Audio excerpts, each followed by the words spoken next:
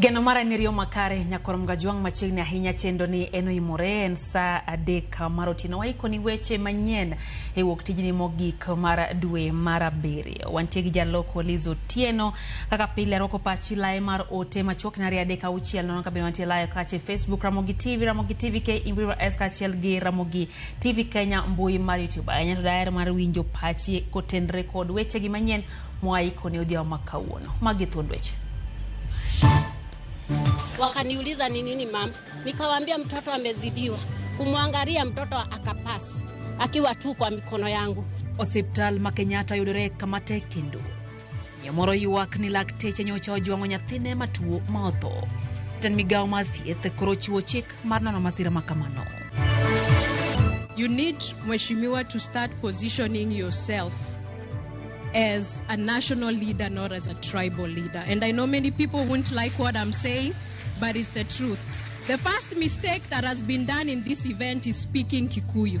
Rawera moro ma Kenya e piny Amerika osiemo wang' mane en jalup jatend piny Rigathi Gachagua ni othegre gi siasa marakwede mag dhoudi. Bodies were removed and taken to Jaramogi Oginga Odinga Teaching and Referral Hospital mortuary. Jopiny okawo chike lwetgi kendo nego achije ariyo ma itudo kod kuo mag ang'enge alwora mar Kawosh Manyatta e kaunti ma Kisumu.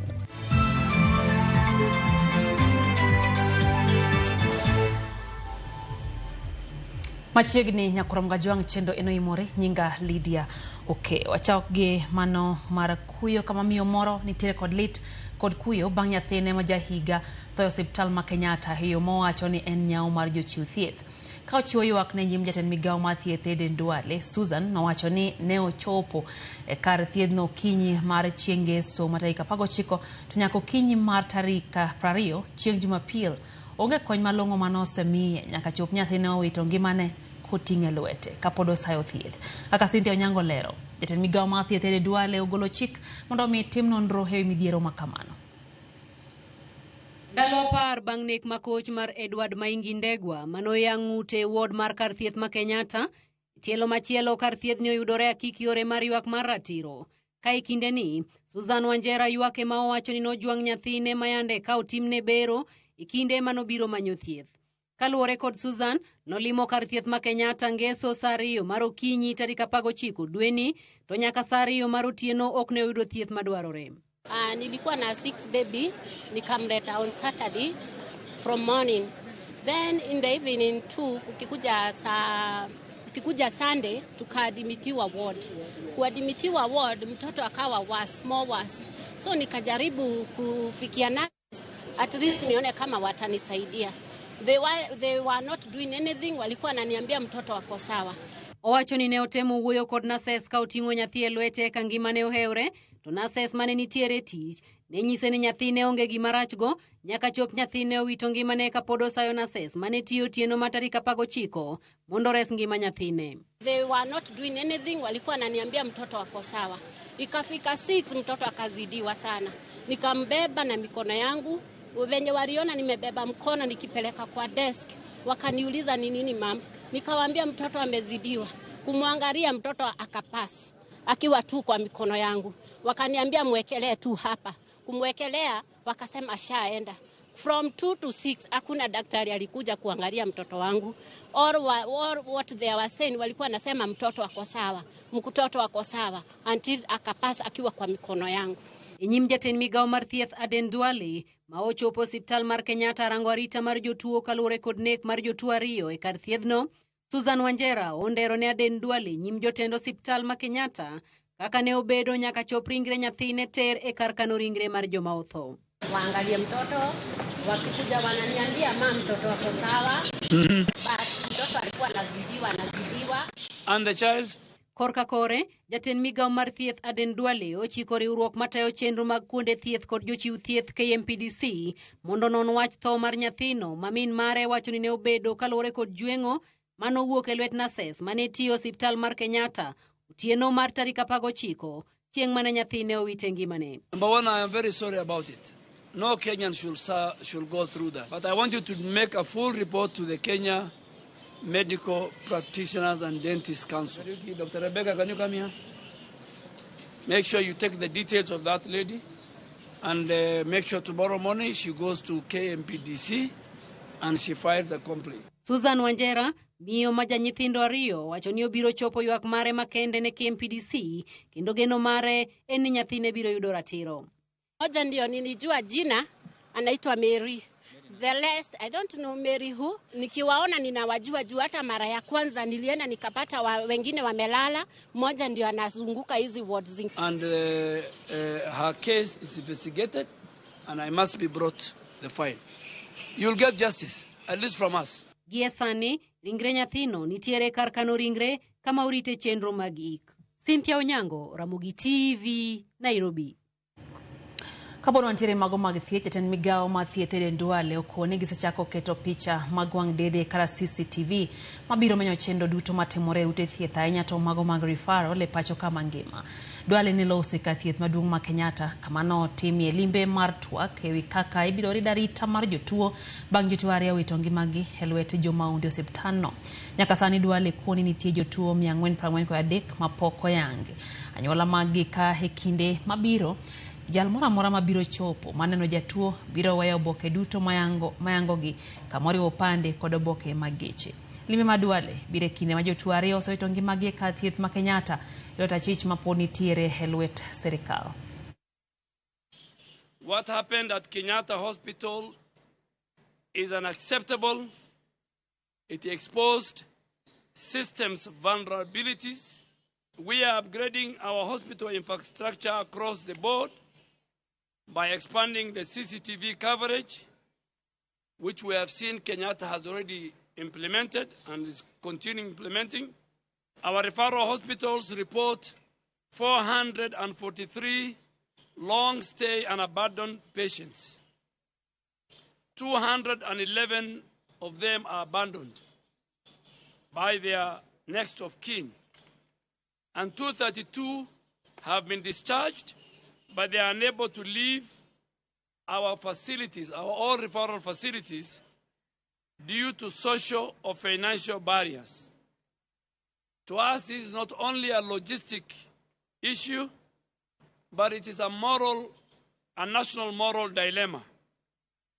And on that, I have instructed hospitals to work closely with the Ministry of Interior, our chiefs, and community leaders.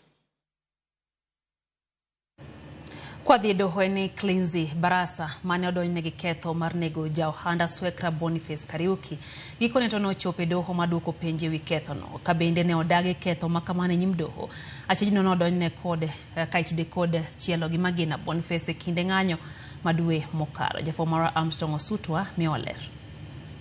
En bura mar dwaro ratiro ne Boniface Kariuki ma iwacho ni ne jaohanda Swekra mane ochiel gi magina chuny boma e kinde ng'anyo.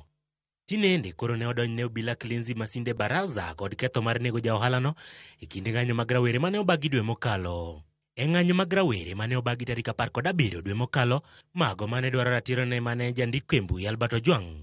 Rakruok ne ometni kind rawere kod obila kendo tipo mag wang' dede kata CCTV ne omako ayanga ka obila moro chielo Kariuki gi magina e wiye.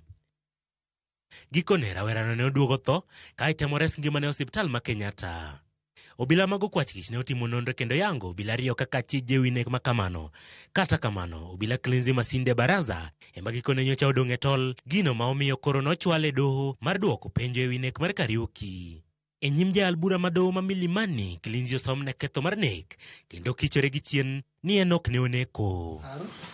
On the 17th day of June 2025, outside Imenti House in Nairobi Central Business District within Nairobi County, murdered Boniface Kariuki Mwangi. Is that true or not true?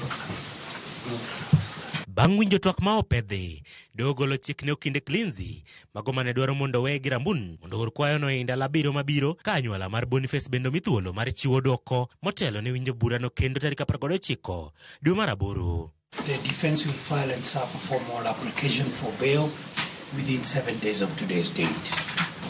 The family of the victims has leave to reply to the motion for bail within 7 days of service. The application for bail shall now be heard before the recess duty judge. Armstrong Osutwa, Ramogi TV. Kwa dhi mag siasa moko kuom jotelo duond bura mar ODM onyiso chung' margi motegno e sirikal mar manywanda mar broad-based magiwacho ni osechako nyuolo elewo mamit mak gineno kendo gionge kod gombo mar wuok e sirikalno kata matin. Kutane kod jaod bura Malego Songa Samuel Atandi kod nyawadgi ma Nyando Jared Okelo. Jotelogo kwedo weche manyocha jagoro mar Edwin Sifuna wacho ma noseyo godo winjruok e kinde UDA kod ODM. Steve Biko tere kod ler. Bang' twak mane jagoro mar duond bura mar ODM Edwin Sifuna obedo go gi wang' jowi mar Citizen juma mokalo, moko kuom josiasa e duond burano mawuok e alwora ma Nyanza owuok mar siro chung' margi mar tiyo gi UDA e bwo sirikand manywanda. We made a decision to work with President Ruto, and that is why we are working with President Ruto. We are confident that we are working together with President Ruto to transform the economy of the country. So Ruto has done what no any other president has done to us as a community. If it was a jinx, then President Ruto has broken the jinx on our behalf. And therefore, we as a community, led by Right Honorable Raila Odinga, who has already delivered us to Ruto, we will not listen to anybody else, but listen to President Ruto and Right Honorable Raila Odinga. Jotelogo nowacho ni chama mar ODM ni kod lai mong'ith mayango kaka tudruok owinjore ridre kanyo ka koro giwacho ni mano gai mar chamano Raila Odinga ema nyalo rucho oko winjruok mar tiyo kanyakla mane okete koke kod jatend piny William Ruto. Chieng' toko ni pap jok mago koka oduogo Ruto tek kaeto wadong' e pap kendo wangolni wachako waringe Kenya ni wachako manyo gik moko. Chieng' ma wawuok Raila Odinga ema lando no in kik nyisa. Raila ema biro kona ni gini owuore koro wa. In ionge teko mar kona na ok abi ya nino mi wach. Koro in Sifuna kahu minyalo biyo kani question hakika tendo ni serikali. In pa maneno na question gimatimi serikali ing'eyo wer Raila manomiya permission mar serikali. E kindeno ne gikwayo jopiny mondo obed kod horuok ka girito chenro mag dongruok mopogore ma sirikal manywanda biro nyuolo ahinya to yik manyonge masani. Ka koro Aida emodak gi Raila ema koni ni kodni emi kome iti dagi ng'ami dwe kona ni kodni okongo omiyo kao kwa wuoge omiyo adwaro ni wawinje uje Kanyanam uje to Kanyanam ni wan okwachakwa ugi sirikali ni wabaki hiko koro barabara. Ne giloso sach nyasi mar sidho chenro mag dongruok mitayo kod omenda mar aguch CDF e kar chungo bura ma Lego Usonga e kaunti ma Siaya. Steve Biko, Ramogi TV, Siaya. Chendo mar keto sirikal tesre ma Rigathi Gachagua dhigo nyime pacho kae tinende olware lwet moko kuom jo Kenya maneno ni otiyo gi weche mag nindo nyakonchiel e yor akwede mag dhoudi. Limbe mare e piny mar Amerika, Gachagua no chom kod adier kod ja Kenya moro mathuon mano nyise mondo mi olere agenda mare ma en gone jopiny Kenya kod joma tindo mag Gen Z kendo kik tim siasa machalo ma tuoto ganda joma sawa kendgi. Watanyabaga tiere kod ler. Kodo picha marathiri maraten D.O. machon ma okuluor kata matin. Jalup jatend piny machon mane othicha pisi kendo sani jatend duond bura mar Democracy for Citizen Party DCP orado kod kweth jo Kenya moko mokorore e kar jot ma Baltimore e piny Amerika. E kwethno rawera manyako Valentine Wanjiru ne ochomo Rigathi Gachagua kod adiera maduk e kendo nage kod mundrabuon kokone Rigathi mondo yiorwa ka jamba mar jatelo moriwo jo Kenya duto okokebe moro mar kor gweng' mawacho mana wach dhot achiel. You need, Mheshimiwa, to start positioning yourself as a national leader, not as a tribal leader. And I know many people won't like what I'm saying, but it's the truth. The first mistake that has been done in this event is speaking Kikuyu. Wanjiru ne okoyo Rigathi gi kanyo kende, kata kamano amen maro wach mane ong'wano Rigathi nyaka e kona, e kamano lero ne jaod bura machon ma Madhirano okoseyie nyiso kido mar kitapisi mar jalup jatend piny mane en okone Gachagua mwang'a dhogi ka en Amerika kono. Ranyisi en boma ma Boston. I watched a speech about you in Boston, and the speech was a good speech, but there is something you said that Kikuyus economic, are more hardworking, I'm paraphrasing, economic, we've grown the country. But we have done that because we are a beneficiary of the system of Jomo Kenyatta.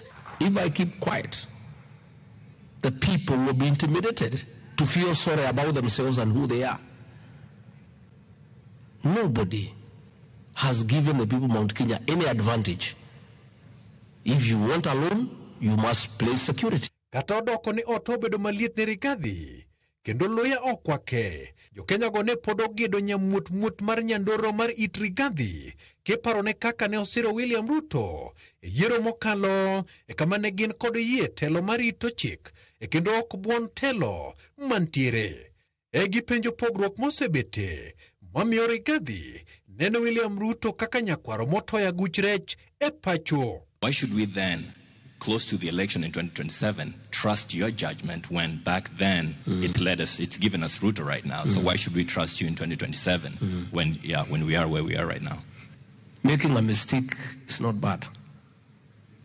What is unacceptable is repeating the same mistake. I had the choice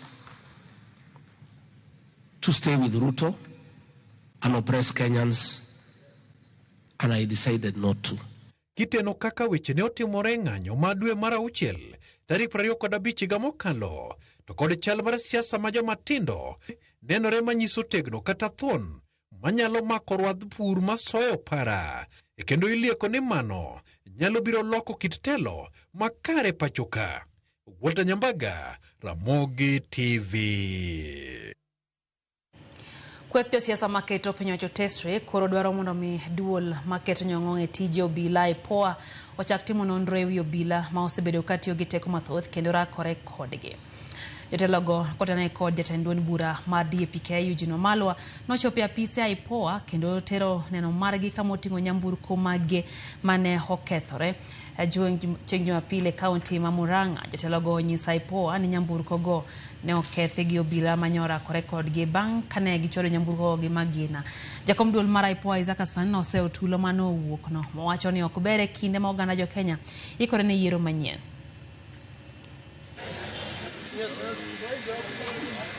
They shot around 6 times when we were lying down, the two of us. And they told us to shout totem. And unless we shout totem, they are going to kill us. And they pointed the guns at us, myself and my driver. So basically we had to say totem so that we can be safe. If there was any crime that had been committed, then we are members of parliament and we are leaders in this country. We can be invited to any police station anytime and we'll go and record statements. But this kind of violence, Honorable Chair, if IPOA does not reign on these rogue police officers, then we don't have a country. We are entering that critical stage, Honorable Chair. You have been in IEBC. What Kriegler talked about, 2 years to the election. We are entering that period. In another 2 weeks, we'll be entering that period. So any situation that would allow pre-election violence would be a threat to our democracy. As a former chair of IBC, I think I don't like where it's going. It's going to get bad, and I think we need to have even you guys as the political leaders, perhaps you need to find a way of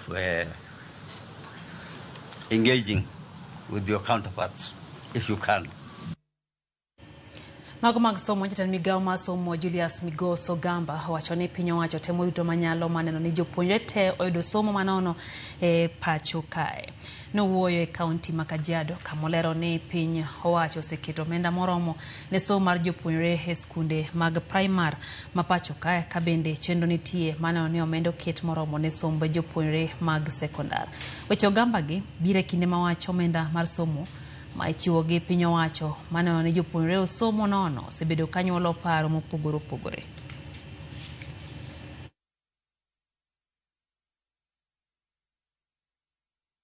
So what we are saying is that we look and see how to budget with the funds that are available to ensure that education gets the funding that it requires. And that will start with the MPs. It actually starts with us as a ministry presenting. The government policy is that primary education, secondary education is free under the constitution, and that's what we are going to do. We will look for the money to ensure that no parent is required to pay any money towards that free primary and free secondary education.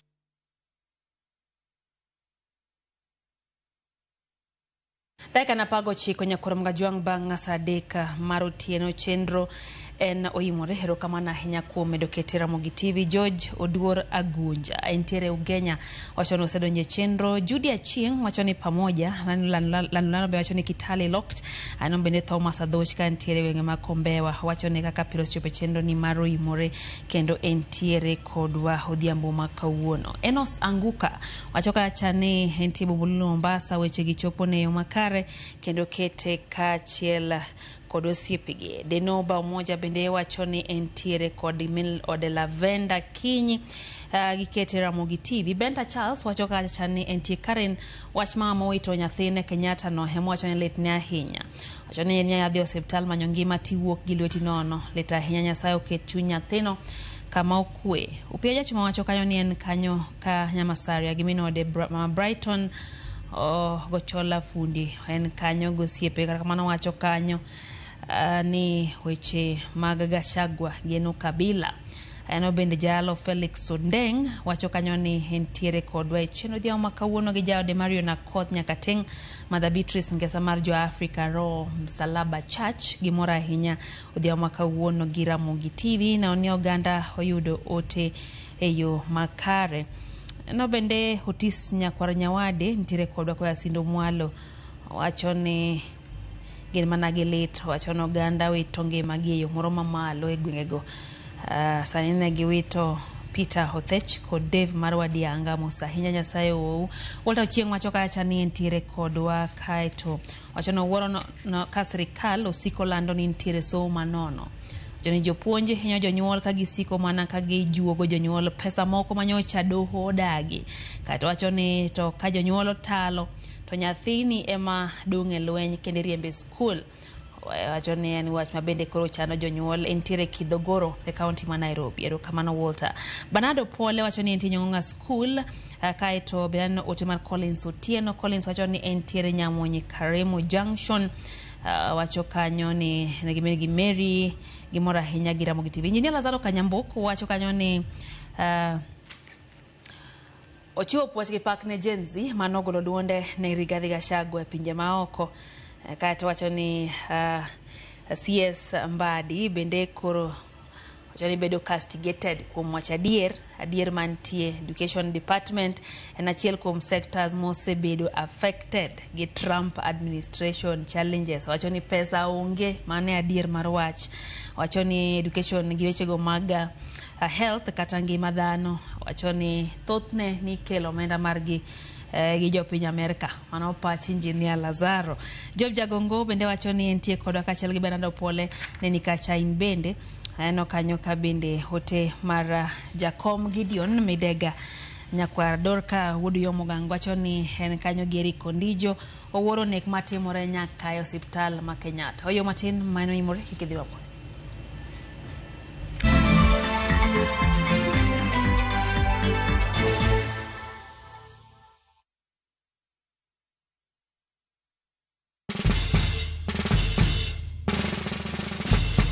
Guess what? Citizen Duca now delivers. Get amazing discount on your favorite essentials and have them brought straight to your doorstep, all for just 200 shillings delivery fee. Go to citizenduca.com, select the product you want, pay, and we'll handle the rest. Citizen Duca, home of discount.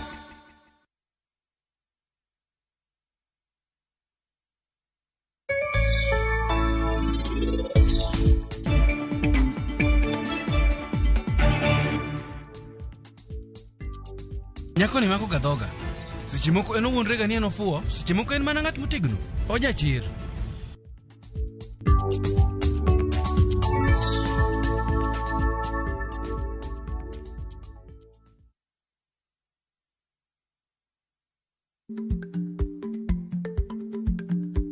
Chako chon loyo dhi kajuoga. Ma tiende ni bedo gi ikruok momondo, geng'o masiche kod midhiro mang'eny mabiro e ngima dhano.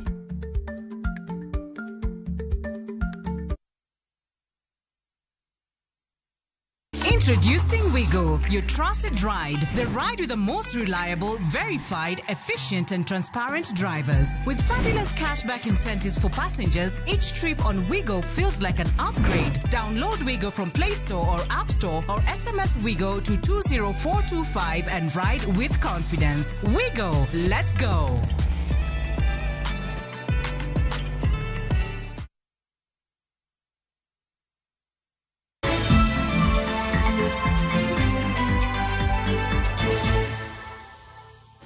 Machiegni kendo nyakwaro Gajuang acheje ariyo negi kod jopiny kardak ma Kawosh Manyata mantie Kisumu kinyi ma piny orugodo kawuono bang' tiyo monje od jadak moro e bomano kendo kwalo mwandu kaka televisen, masinde mag sitima, wuoch kod simbe ariyo. Kata kamano adek kuom achejego to pok oyudi kendo nonro margi dhi nyime ka ariyo manonegi to ringregi nochwale kar kano ringre ma Jaramogi Oginga Odinga.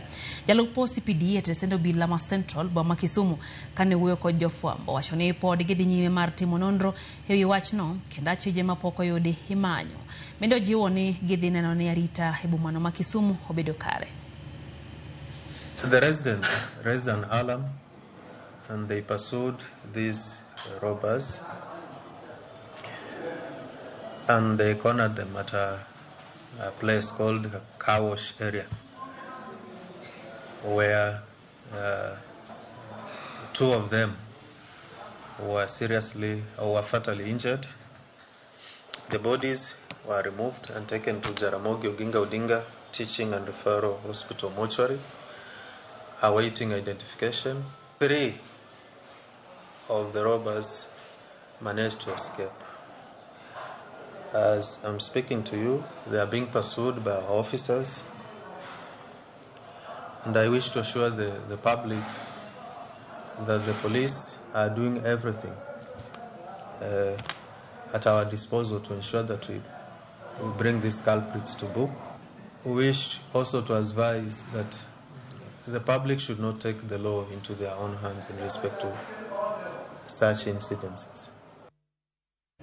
Piny Kenya dwaro maromo siling bilion 90 mar nyiewo masinde 36 mag thiedho kansa e kauntis mopogore opogore pacho kae moyange nyasi mar chako romo mar jiwo lwenj kedo kod kansa e boma Nairobi, kama bende oyange chenro mar kelo migepe duto kedo kod tuo mar kansa. Romo no oyore kod jatend migawo mar thieth Eden Duale ma opuoyo okang' ma migawo no osekawo ahinya to riwore kod riwruoge mamoko e duoko piny nengo mar thieth mar kansa. Kowuok kuom siling 120 jotuo mag kansa mag thuno kod koro biro tiyo mana gi siling 40,000 hayudo thieth e limbe ka limbe mar osiptal mano kaluwore gi winjruok mar SHA kod riwruok mar Roche.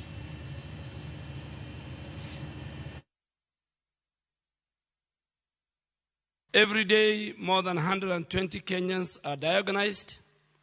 Every hour, families lose their loved ones. Each year, close to 29,000 lives are lost. These are not just numbers. They are people with names, families, and dreams. We're supposed to have 1 machine per million population. Kenya at the moment is standing at about 19 machines. So we have a deficit of about 36 machines. If you do a rough estimate, that will cost us about 90 billion Kenya shillings just to procure the linear accelerator. The burden of cancer is not just medical. It is economic, social, emotional, and psychological. For this reason, we must approach cancer not as a health issue alone, but as a national development priority that requires a multi-sectoral and multi-stakeholder approach.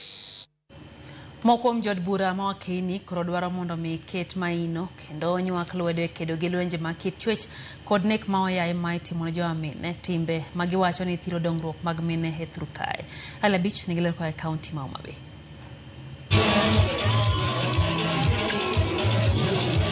Jod bura ma minego ka otelegi gi jaod bura ma Vihiga Beatrice Adagala gi nyawadgi Masia Christine Ombaka koro wacho ni dwaro nitie mondo mi jotelo makre kanyakla mar kedo kod lwenje mag kit chwech, nek ma oyaye mitimo ne joma mine kod wach ga moiwe kind nyithindo manyiri e pacho ka. Jotelo go wacho ni lwenje mag kit chwech oseduoko chien dongruok mag mine ka giwacho ni ok en gima ne kare rocho ratiro mag joma mine kaachiel kod nyithindo manyiri. Ukiona unataka kupiga mtu teke, badala ya kupiga bibi yako teke ama mzee wako teke, William Samoei Ruto ametujengea stadium ninaona safi pale Bensouda. Nunulia hao watu mpira waende kupiga mpira teke kwa stadium huko.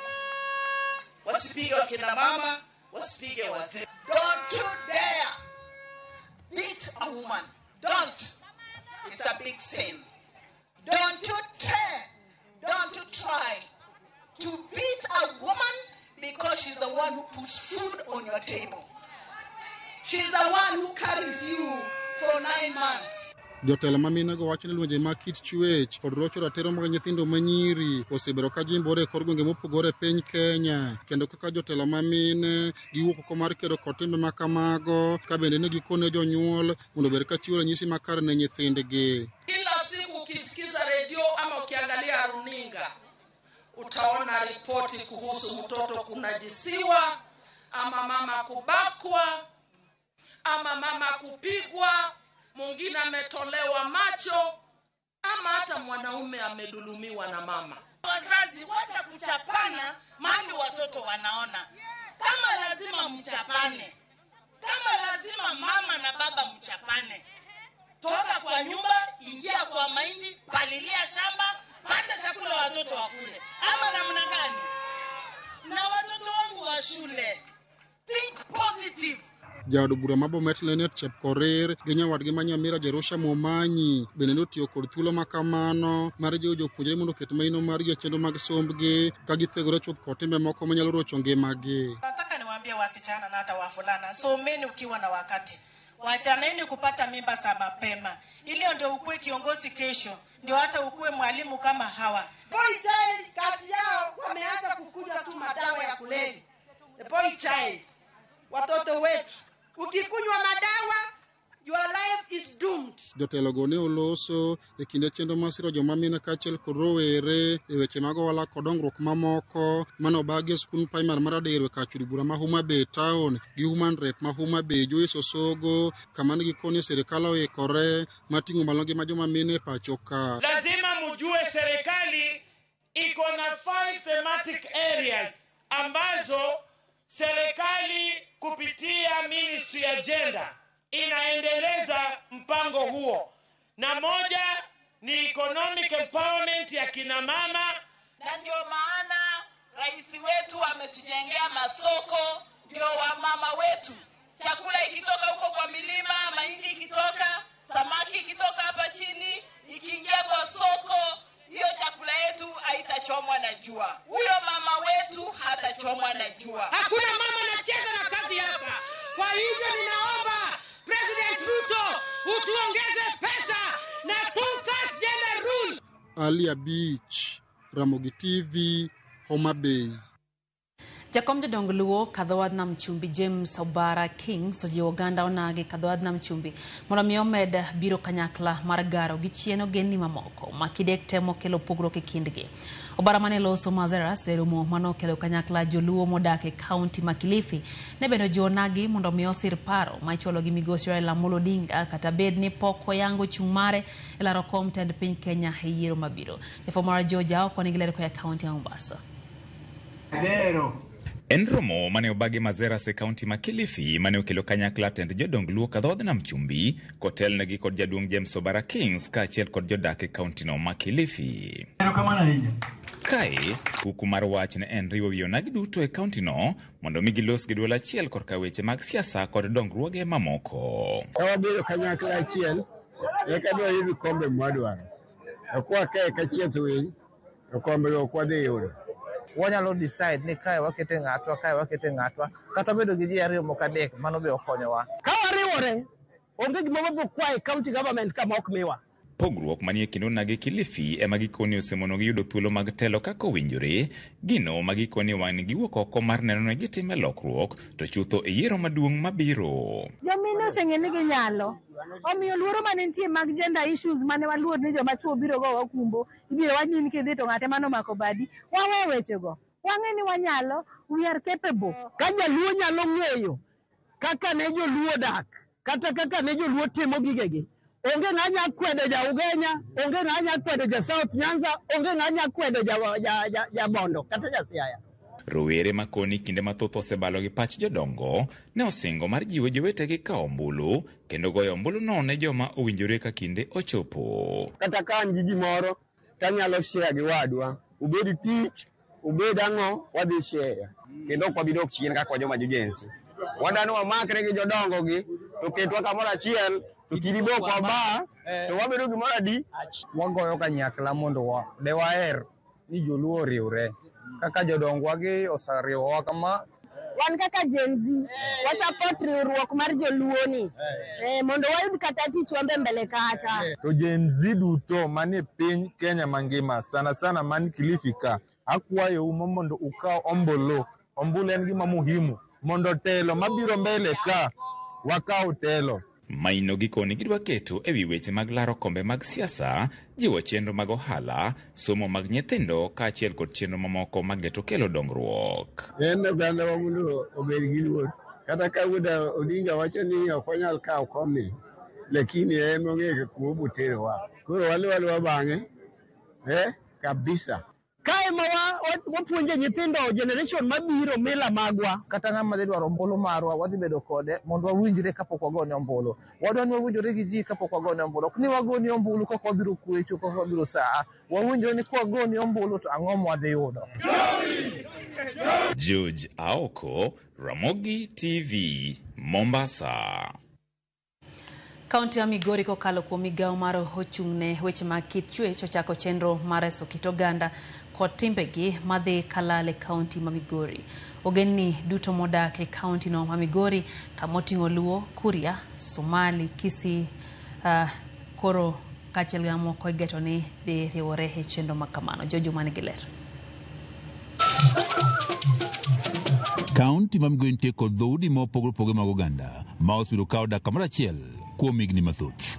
Gin ogendni ma oting'o Luo, ma bende ema kwan gi kod thoth, kae Luo kod mago mag Jokuria, ka mamoko gin moting'o Luya, Somali, Kisii, Suba, kaachiel kod mamoko. Ogendni gimoro ka moro nitiere kod kiti kod timbegi, kata bed ni thothgi osebiro ka wito kiti kod timbegi kaka kinde kalo. Moko kuom kit oganda kod timbegi mag moko kuom oganda osemuony kod ogendni mamoko.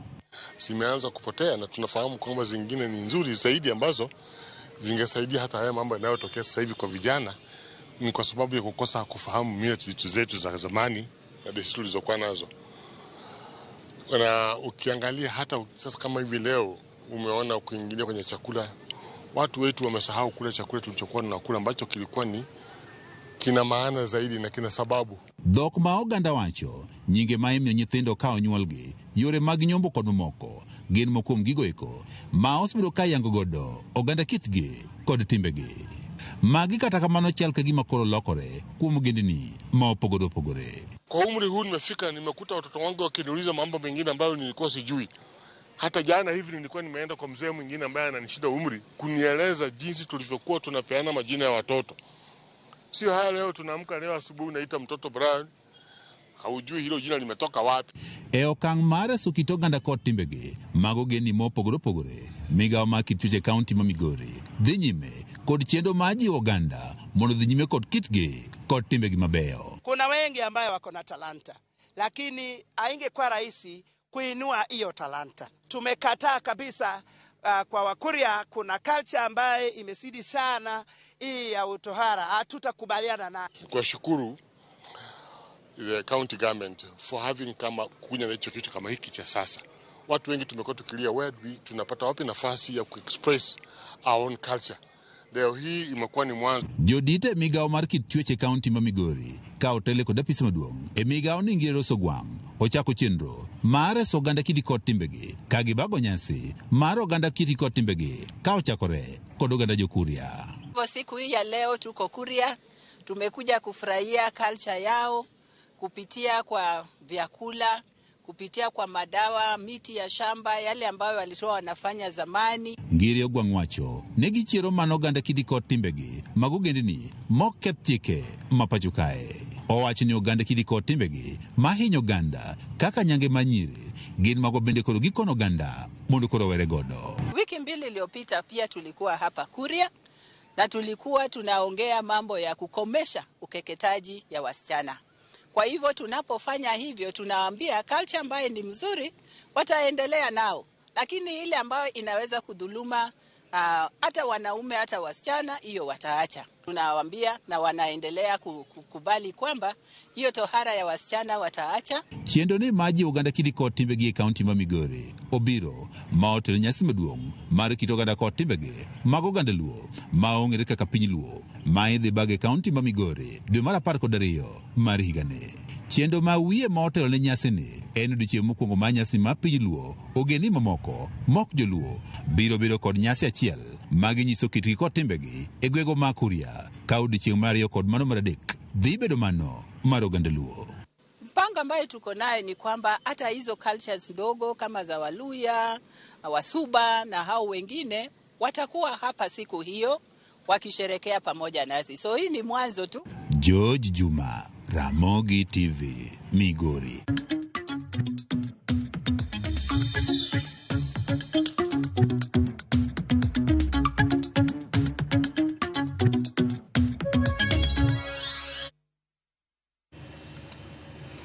Nyasi mar hingo higni 18 mar M-Pesa motisi kaka M-Pesa sokoni mane obai kod kambi mar Safaricom e Kenya mangima ochakre gwenge mag Nyanza ka safar mar limo counties ma Nyanza no ochakore kod county ma Migori odiochieng'ni ma kawuono. Johera mag Safaricom noyudo mor ka owuok kuom jolendo, jolombo oganda, jower kaka Kochia dancers ka achiel kod jothumbe. Jojuma nigi lerno. Mor ka achiel kod hilo ne opong'o nyasi mar hingo higni 18 mar M-Pesa motis kaka M-Pesa sokoni e kaunti ma Migori kama kambi mar Safaricom ka otende kod Royal Media Services ne ochako safar gi malimo counties e gwego mag Nyanza. Safar ni mar M-Pesa sokoni gwego mag Nyanza ne ochopo kod jolendo mopogore opogore mawuok e kambino mar Royal Media Services. Joera mar kambino mar tudruok Safaricom noyudo mor ka owuok kuom jomije nyiero, jower kaka mano mar Kochia dancer ka achiel kod jothumbe. Oganda ne owuok oko ka rombgi ka kambino mar Safaricom ne ochiwo mich mopogore opogore ne oganda mane oyuoro e nyasi mane obagi e boma Migori, boma Wendo ka achiel kod Ronge kaunti ma Migori, ka boma no Marodi ka achiel kod mano ma Homa Bay e kaunti ma Homa Bay bende ok ne owe oko kod mich mopogore opogore.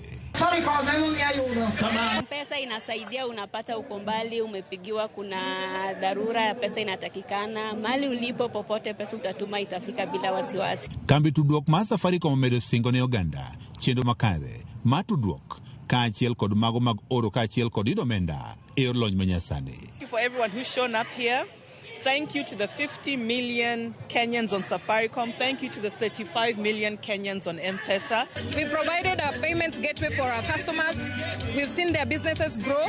We continue to help them to grow their businesses. Today, we can be able to give them credit. Jolendo makam numarol media services man nitiere safarni bende ne odhi nyime kod puonjo ganda mathoth kautende kod chendono mar M-Pesa. Tumeshirikiana na Safaricom ili nao pia vile vile waweze kutana na wateja wao na kuwatuza katika miaka 18 ya M-Pesa. Odiochieng' makin safar mar M-Pesa sokoni ne dhi nyaka kaunti ma Kisii. George Juma, Ramogi TV, Migori.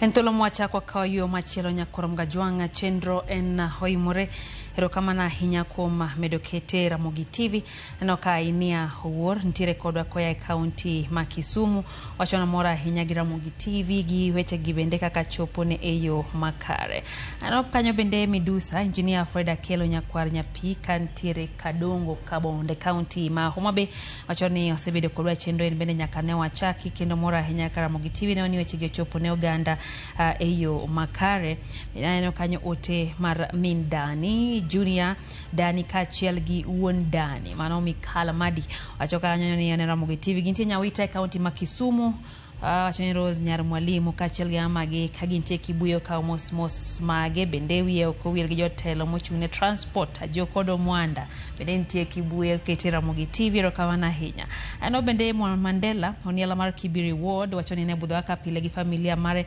omor gi nyako mar Genzi ma owuoye pinje mar Amerika ochung' ne Gachagua adieri ma okode obedo ne machiegni kode Bensuda wachoni kende moka mos mare haya erokamana hinya eno kanyo wacho kanyo ni Ramogi TV nenda maber Westward mor kod Honorable Duale kuom kao okang' mowinjore wacho kanyo na mos mabara kod Pastor Jiwo konyisa nyingero kamana hinya jana mausi ngege wacho kacha ni entie Sori Karungu wachoni ketra Ramogi TV kod mine utene kaka min Bran kod min Pendo wachoni gimora hinya ka Ramogi TV noni weche gichopo yo makare Honorable James Sauricho bende wachoni entie Kisumu City okwa serikal monodonjie malere wach mar tho mawuok e osiptal oken gima kare wachoni wang' wang' tho neno Kenyatta wachoni mondo ganda jo Kenya kikwit ngima gi apoya nono kwa haber ne jo Kenya duto mos mare ne jawde Evelyn Owiti kod mama ne Mano Beldin Oricho kantire kaunti ma Homabay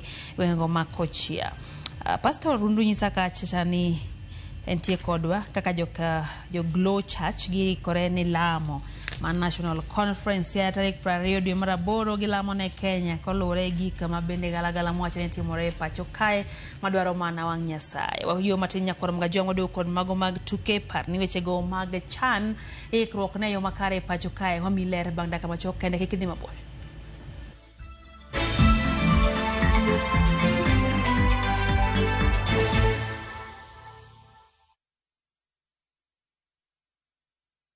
The August school holidays are the perfect time to unwind, relax, and enjoy Kenya's stunning coast with View Travel's getaways. Stay in Mombasa on a full board basis from just 28,750 Kenya shillings via SGR or 44,350 Kenya shillings when flying. Escape to Malindi Watamu from 35,000 Kenya shillings via SGR or 45,000 Kenya shillings by flight. Bask in the Diani Ocean Breeze from 66,300 Kenya shillings via SGR or 49,300 Kenya shillings by flight. All packages are per person sharing and are inclusive of return hotel transfers. Book now and pay in installments with View Travel's Lipa Pole Pole option. Call 0703 254 254 or visit viewtravel.com. View Travel. Dream. Explore. Discover. Yudo thuolo madhino tuke mag tim mar Chelsea season mabiro 1-1 e lap tuke mar Stamford Bridge e piny mar England. Nyiew math mar Predator Energy Drink bang'e or namba mide bwo pekeno e namba mar 29844. Yudo thuolo mar loyo pikipiki mar boda juma ka juma airtime pile ka pile. Wadhi Stamford Bridge to mna gi math mamuol mar Predator Energy. Predator Energy, the official energy drink partner of Chelsea Football Club. Rule your kingdom. Iseyudo nyudo nikelo nyako chia jolokore nyeje lung'ani sandi nang'o nyako chia miriere konde jalo siko kachandi gimon nyako chia utemo kadhano.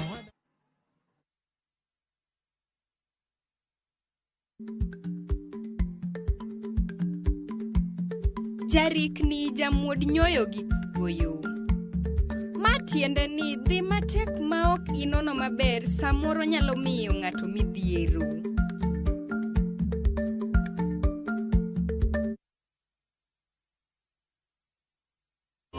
Chonga gilo emo miya chalo kama chonga emo semia sudo nyime. Chonga gilo emo miya chalo kama chonga semia sudo nyime. Mondo yudwe ni kaka skiza tune mari D*860*418 #. Ramogi TV enod jower duto.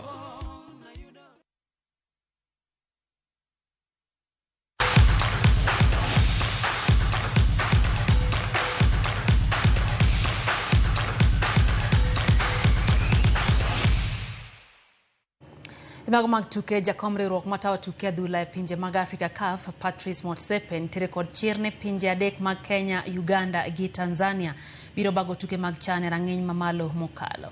Motsepe mano owuoye log tich mar riwruogno bende mor gi chenro mag uso otiko kanyaka sani otiko mag donje tugo mokwongo e kind Kenya gi DR Congo oseusi morumo. Well, I must say we're very excited. I'll be in Tanzania for an exciting competition, the CHAN, which is going to be enormously successful. It makes me proud because it also represents the best of football in Tanzania, in Kenya and Uganda, but also in East Africa and on the African continent. And the sales of tickets have been enormously exciting. This is part of the long-term investment, the long-term strategy of developing and growing African football. The next most successful African players in the AFCON as well as in the World Cup are currently playing in the CHAN. And that's why we increased the prize money significantly, and the interest and the excitement is enormous. So I'm very confident that the matches I'll be watching in Tanzania and in Kenya and Uganda will represent the very best. Jaloch nyariyo tuke mag CHAN Morocco bedo tim mokwongo mole Thurkae motelo ne tuke mag CHAN higa 2025 mibage pinje mag Kenya, Uganda gi Tanzania kochakre tarik 2 dwe manyien. The Atlas Lions kaka iluongo gi nomole alap ndeke ma Jomo Kenyatta sa par kogwen Morocco geto bedo joloch nyadek tuke mag CHAN ka biro margi chon miyo gi thuolo mar ng'iyo gi chal mar lwasi ma Thurkae. Tim mar Zambia igeno ni biro chopo pacho ka odiechieng' makiny ka Angola kaachiel gi DR Congo biro chopo Kenya chieng' tich ang'wen. Alap ma Kasarani biro bago tuke mag Group A, group moting'o jobag tuke gi Kenya, joloch nyadiriyo Morocco, Zambia, Angola kaachiel gi tim mar DR Congo ma biro bedo gi tugo mokwongo gi tim mar Harambee Stars.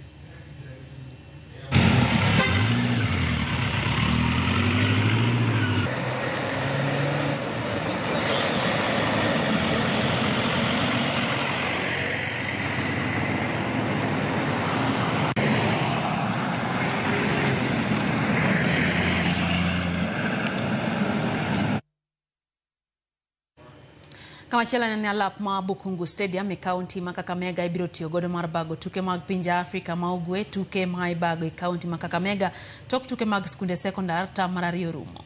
Jakom riwruok matawo tuke mag skunde sekondar Kenya Secondary School Sports Association Kipchumba Maiyo olero ne ikruok ne kare kendo pewe duto mabiro bago tukegi magta mar ariyo nitiere rang'iny makare. Mayo bende owacho ni tuke mag skund sekondar chiwo thuolo makare ne rawere nyiso mich margi. Kore gavana ma Kakamega Fernandes Baraza ochiwo singo ni arita dhi bedo makare e kinde ma tukegi biro dhi nyime e kaunti no.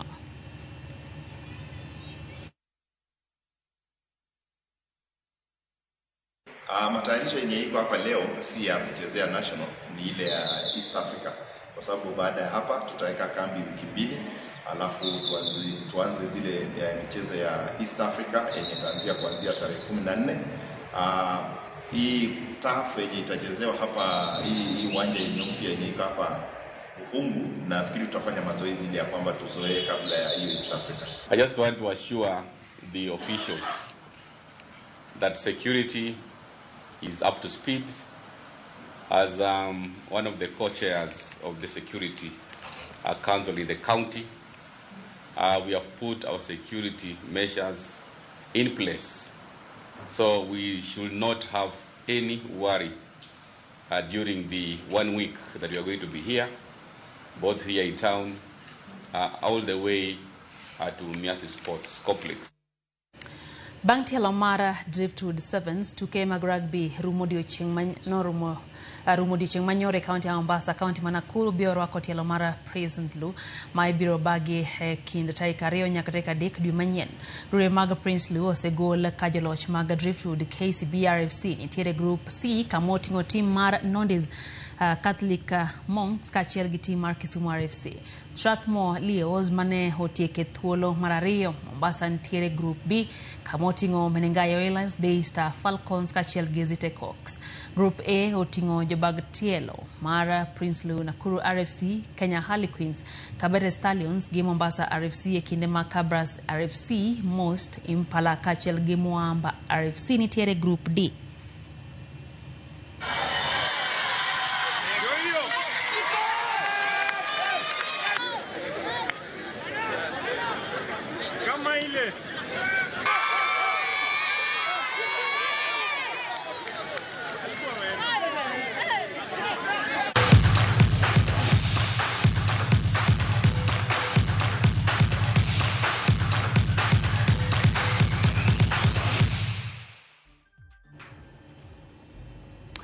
Gikanye mwatieke chenro maro imore nyakuram gajwang'ero kamano kuom kitira Ramogi TV no Carolex Ondeng ma Homa Bay Town wacho kamera Ramogi TV chopeyo makare masira mar Kenyatta Hospital wacho ni dwaro jimbore ahinya migo mathietho winjo bedni time nonro mar masiche gi nek ma kamagi matimore osiptal ma Kenyatta kata wacho ni kaka rawere okwayo ni wan kod welo mag chan oganda okwayo ni mondo odimbre kawana ahinya Rolex Ondeng kantiere Homa Bay.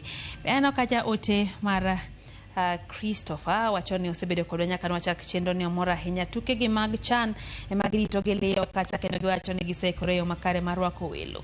Eno bende Bush Alpha wachoni opek kod Sifuna gisani ahinya kalore gi weche go miwacho kod mokuom jotelo kotendre kod weche go mosebedo bende katimore. Baba Chris Jamajan wachoni entiere kod omora ahinya gi Ramogi TV.